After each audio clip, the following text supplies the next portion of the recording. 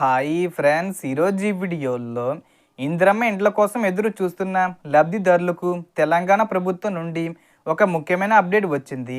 రెండో విడత ఇల్లుకు సంబంధించిన పూర్తి వివరాలను ఇప్పుడు సింపుల్గా క్లియర్గా చెప్పేస్తాను. అండ్ వీడియో మీద నచ్చితే లైక్ చేయండి ఫ్రెండ్స్. మీరు చేసే ఒక లైక్ వల్ల ఈ వీడియో ఇంకో 10 మందికి రికమెండ్ అవ్వడం జరుగుతుంది ఫ్రెండ్స్. సో దాని ద్వారా ఈ ఇన్ఫర్మేషన్ అందరూ తెలుసుకోగలరు. సో ఏమాత్రం లేట్ చేయకుండా వీడియోకి వెళ్ళిపోద్దాం.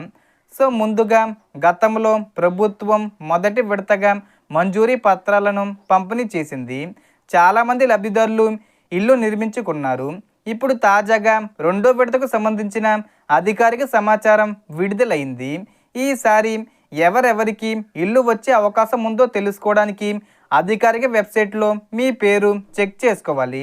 వెబ్సైటు ఓపెన్ చేసిన తర్వాత సెర్చ్ బై అనే ఆప్షన్లో మీ దగ్గర ఉన్న మొబైల్ నెంబరు లేదా ఇతర వివరాలతో సెర్చ్ చేయాలి. అలా సెర్చ్ చేసిన వెంటనే మీ అప్లికేషన్ వివరాలు కనిపిస్తాయి.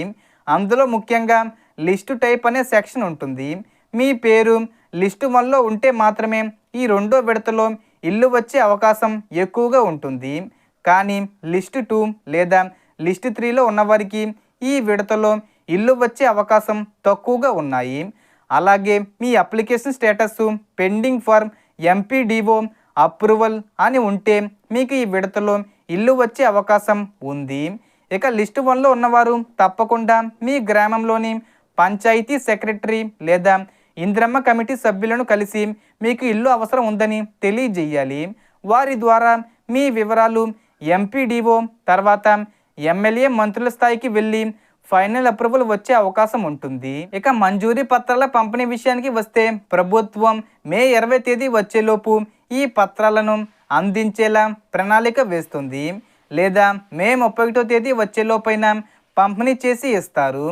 సో ఈ వీడియో ఇన్ఫర్మేషన్ ఇది ఫ్రెండ్స్. మీకు ఈ వీడియో నచ్చితే లైక్ చేయండి, షేర్ చేయండి అండ్ సబ్స్క్రైబ్ చేసుకోండి.